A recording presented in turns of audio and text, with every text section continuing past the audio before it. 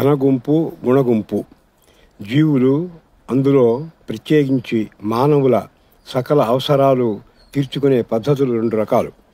అవి 1 కార్యక్రమం, వనరు పద్ధతి. 2 ఆస్తి, డబ్బు పద్ధతి. 1 కార్యక్రమం, వనరు పద్ధతి. ఇది సనాతనమైనది, శాశ్వతమైనది, సహజమైనది, జీవ దైవాహితమైనది, అవిచ్ఛిన్నమైనది అనగా కంటిన్యూస్, వ్యవస్థీకృతమైనది. ఇది సృష్టి మొదటి నుండి అనగా కోట్ల సంవత్సరాల నుండి ఉంటూ వస్తూ సృష్టి చివరి వరకు అనగా ఇంకా కొన్ని కోట్ల సంవత్సరాల వరకు కొనసాగే పద్ధతి అనగా ఆచంద్ర తారార్కమైనది. ఇది అన్నింటినీ స్వచ్ఛపరిచే, బాగు చేసే సర్వలాభమైన పద్ధతి. సత్య, ధర్మ, న్యాయవంతమైనది, వాతావరణ పర్యావరణ హితమైనది, చతుర్విధ పురుషార్థములైన ధర్మ, అర్థ, కామ, మోక్ష సాధకమైనది. ఇది సర్వజీవహితమైనది. ఇది ప్రాచ్య, భారతీయ, వేద, వైదిక, సనాతన, దైవీ, ఆర్య, హిందూ వగైరాల పద్ధతి అయి ఉంది. ఇంకా చెబుతూ పోతే దీని గురించి ఎంత తెలుసుకున్నా ఇంకా తెలుసుకోవలసింది ఎంతో ఉంటూనే ఉంటుంది. ఇది యోగవంతం అయిన పద్ధతి. దీని గురించి తెలుసుకోవడమే విద్య అనగా జ్ఞానం, ఎడ్యుకేషన్. ఇది సకల కళ్యాణ, శుభ, సుఖ, శాంతికారకం.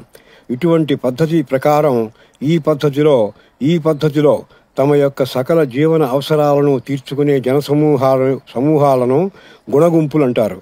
ఇటువంటి గుణగుంపులు ఎన్ని పెరిగితే అంత క్షేమం, లాభం వగైరా సిద్ధిస్తాయి. వ్యక్తులకి, కుటుంబాలకి, గ్రామాలకి, దేశాలకి, ప్రపంచాలకి, చివరికి విశ్వానికి కూడా.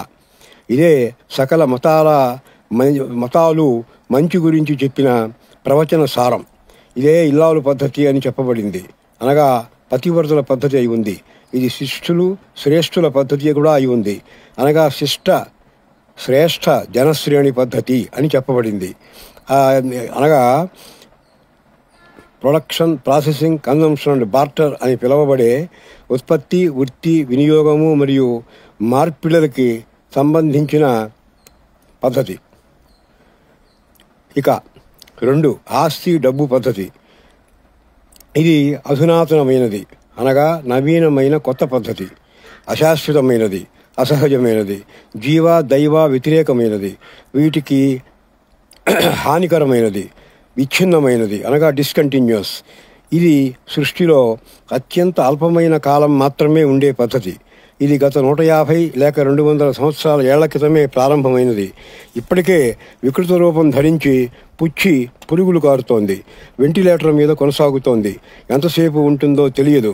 ఇది నిర్జీవ, యాంత్రిక, శాస్త్ర సాంకేతికముల, సైన్స్ అండ్ టెక్నాలజీ మీద నిర్మితమైన పద్ధతి.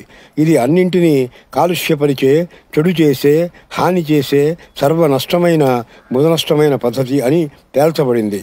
ఇది అసత్య, సత్యేతర, అధర్మ, ధర్మేతర, అన్యాయ, న్యాయేతర పద్ధతిగా చెప్పబడింది. ఇది వాతావరణ, పర్యావరణ, సర్వజీవ వ్యతిరేకమైనది, అహితమైనది మరియు హానికరమైనది. ఇది చతుర్విధ పురుషార్థములైన ధర్మ, అర్థ, కామ, మోక్షముల యొక్క సర్వనాశకమైనది. ఇది అప్రాచ్య, పాశ్చాత్య, మ్లేచ్ఛ, విదేశీ, విచక్షణరహిత, ఆసురీ వగైరాల పద్ధతి అయి ఉంది. ఇంకా దీని గురించి ఎంత చెబితే అంత ఎక్కువ పాపం, యోగహరం వగైరా. కాబట్టి దీని గురించి ఎంత తక్కువ చెబితే, తలుచుకుంటే అంత ఎక్కువ పుణ్యం, అంత ఎక్కువ యోగం. దీని గురించి తెలుసుకోవడం విజ్ఞానం అనగా నాలెడ్జ్ అని పేరు పెట్టారు. అనగా వికృత జ్ఞానం, యాంటీ ఎడ్యుకేషన్ అని చెప్పుకోవచ్చు, భావించుకోవచ్చు, అన్వయించుకోవచ్చు. మానవాళి దురదృష్టం ఏంటంటే దీనికి అభివృద్ధి అనగా డెవలప్మెంట్ అని పేరు పెట్టబడడం మరియు అంతకన్నా శోచనీయం మరియు దౌర్భాగ్యం ఆ భావనని మానవాళి పూర్తిగా నమ్మి అందులో పడిపోవడం, గొర్రె కషాయివాడిని నమ్మినట్లు. ఇది సకల అసుఖ, అశాంతి మరియు దుర్యోగ, దౌర్భాగ్యకారకం మరియు సాధకం. నిక్కచ్చిగా చెప్పాల్సి వస్తే అది విషయం, సబ్జెక్టు. ఈ పద్ధతిలో తమ యొక్క సకల జీవనావసరాలను తీర్చుకునే జనసమూహాలను ధనగుంపులు అంటారు.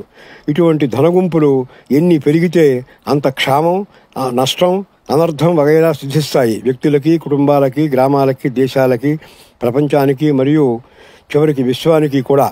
ఇదే సకల మతాలు చెడు గురించి చెప్పిన ప్రవచన సారం. ఇదే విలయాలు పద్ధతి అని కూడా చెప్పబడింది, అనగా రెడీమేడ్ పద్ధతి. ఇది దుష్టుల కష్టకారకుల పద్ధతి, అనగా దుష్ట కష్ట జనశ్రేణి పద్ధతి అని చెప్పబడింది.